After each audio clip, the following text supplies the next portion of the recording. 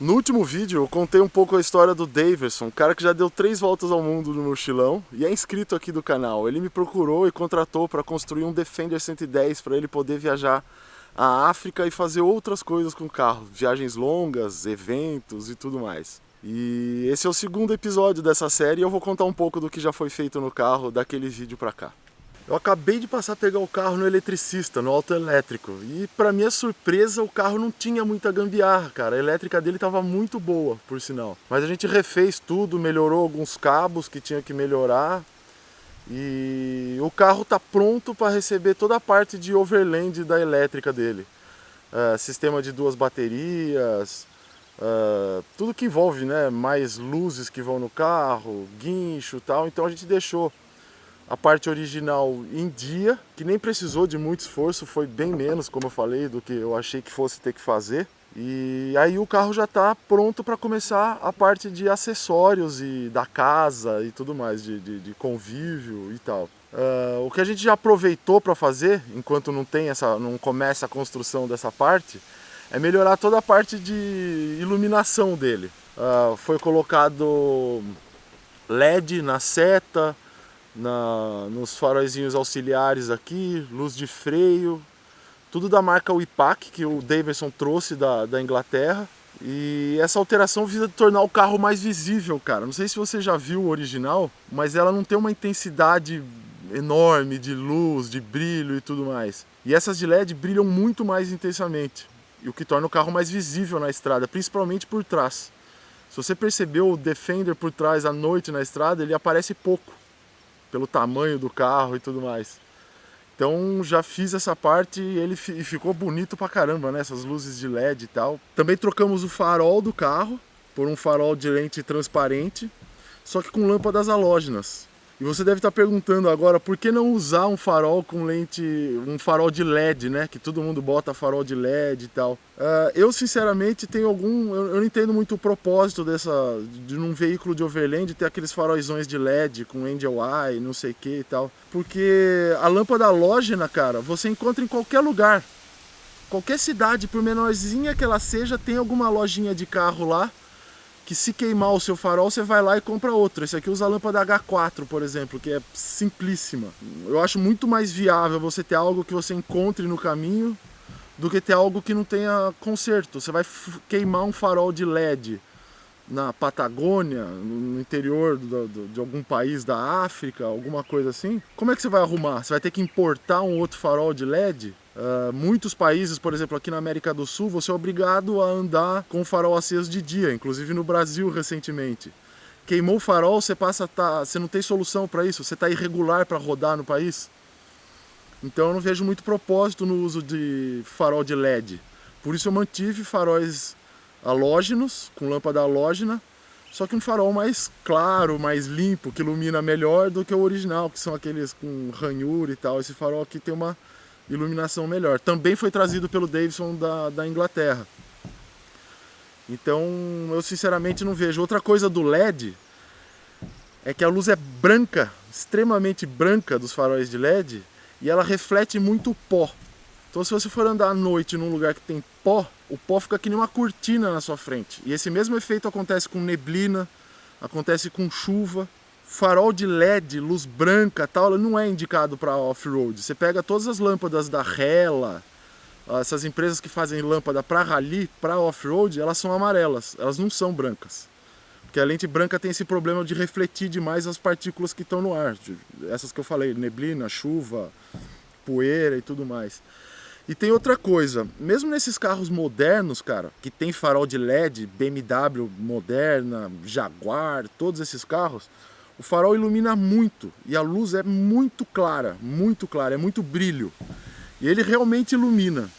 Se você for andar na rodovia dos Bandeirantes, Castelo Branco, lugares assim que existe luz, existe pontos de referência tal por onde você está andando, eles são magníficos. Só que se você anda pelos interiorzão mesmo e lugar escuro, que na melhor das hipóteses tem uma luzinha de fazenda lá no horizonte e tal. A parte que esses faróis modernos iluminam, ela é tão clara que o contraste com a parte escura fica muito forte.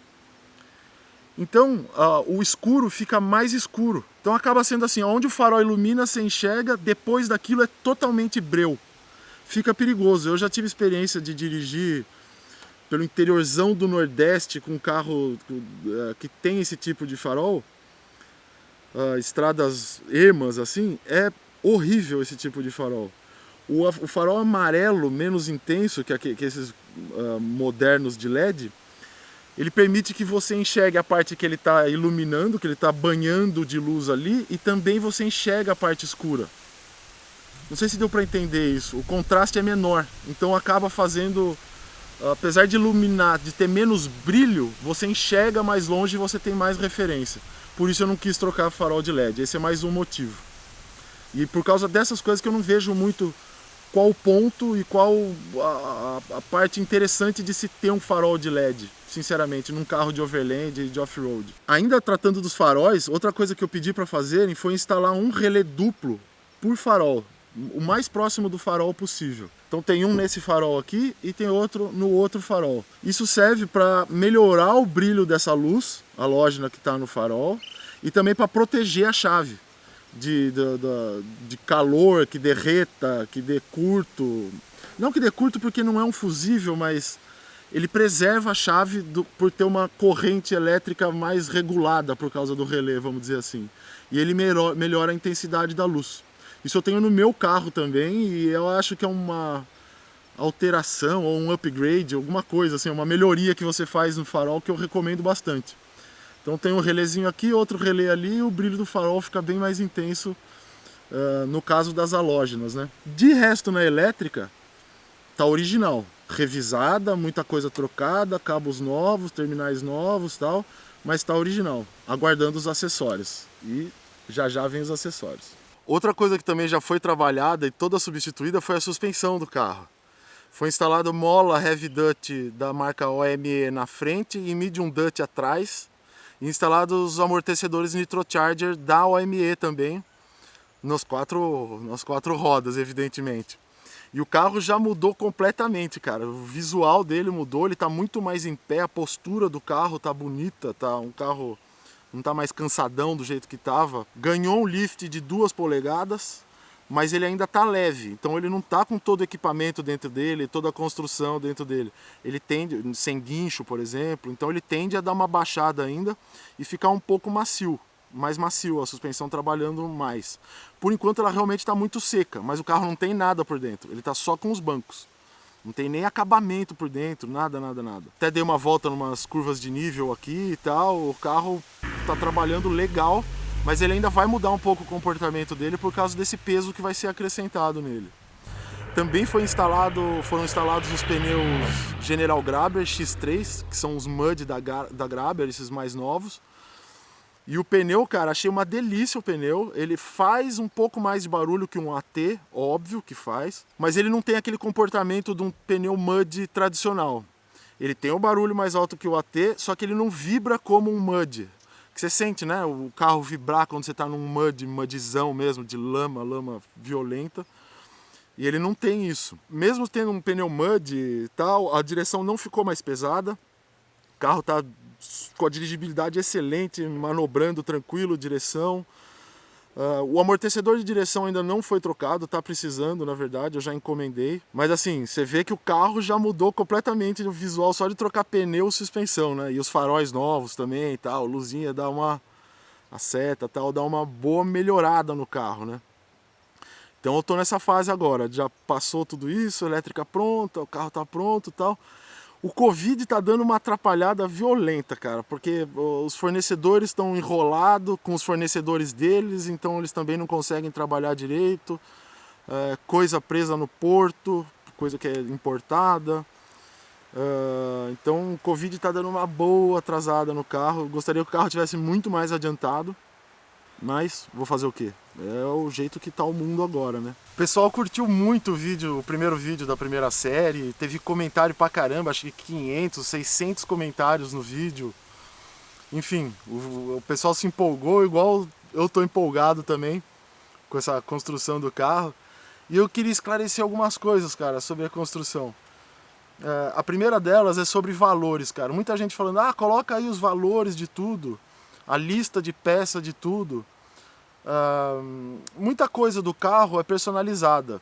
Por exemplo, os Rock Sliders aqui que já foram instalados também. Substituí pelo, né, tinha o estribo antigo e tal, eu coloquei o Rock Slider, que ele aumenta o ângulo central do carro e também pode ser apoiado aqui e tudo mais. O Rock Slider é um negócio bem legal.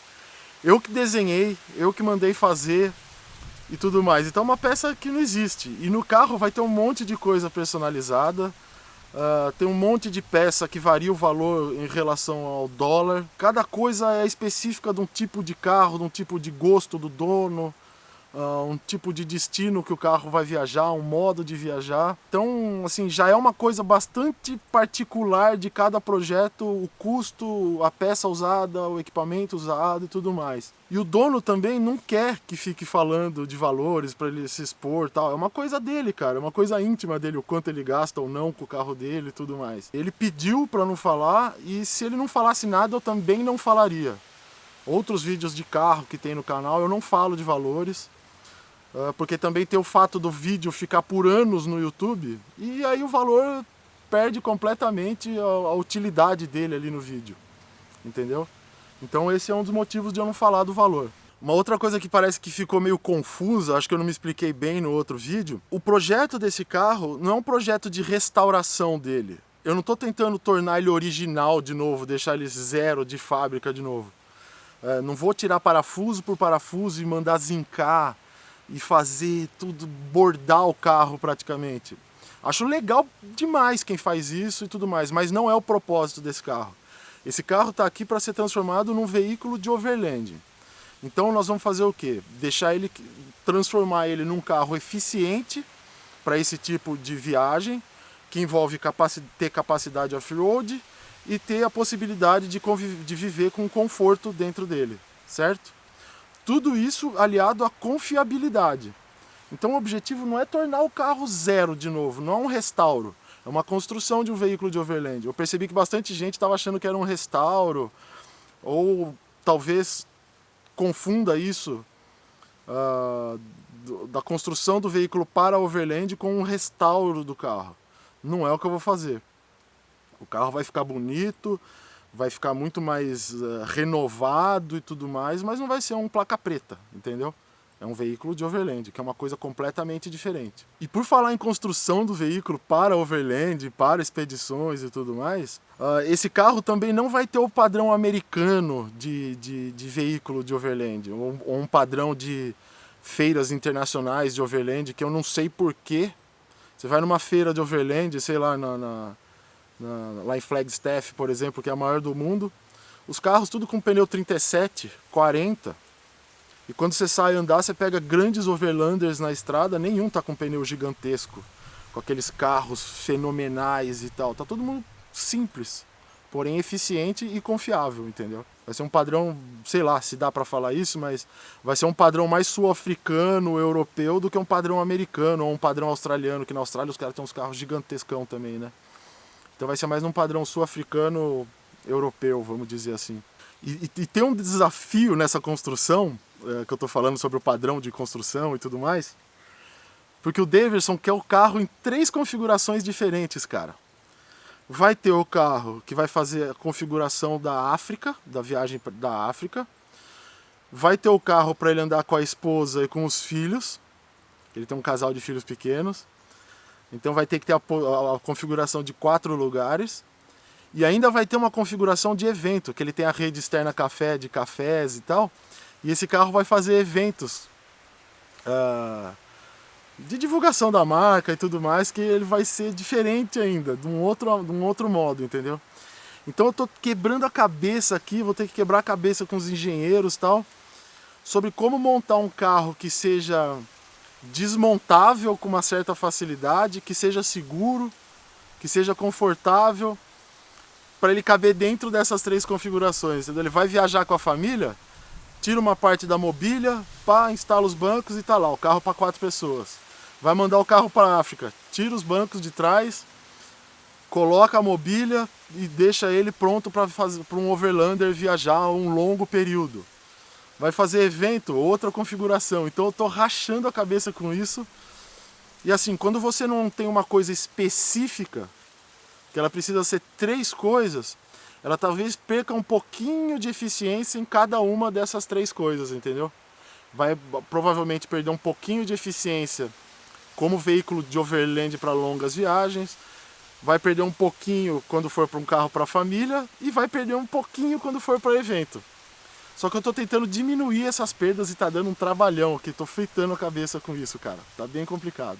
Mas é isso, essa primeira parte aqui na minha cidade, com o carro na minha mão, aqui na minha casa, né, praticamente, já foi revisado todo o motor, bomba, bico, foi feita a suspensão, foi feita a revisão elétrica, tudo isso já feito. O carro para rodar tá perfeito, bloqueio funcionando, reduzida funcionando, o câmbio tá bom, tá tudo perfeito para ele rodar.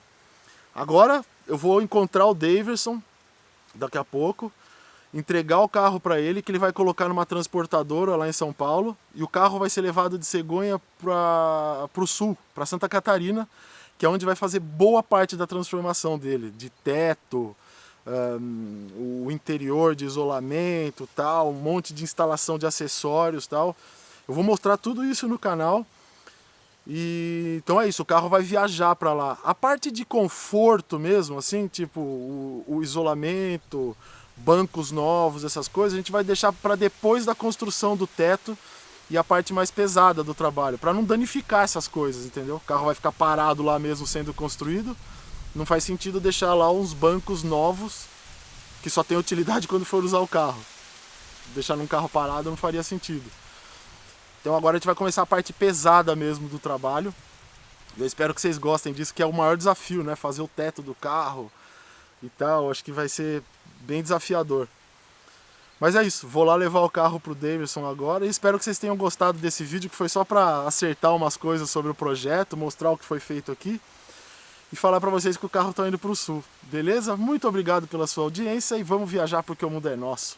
Falou!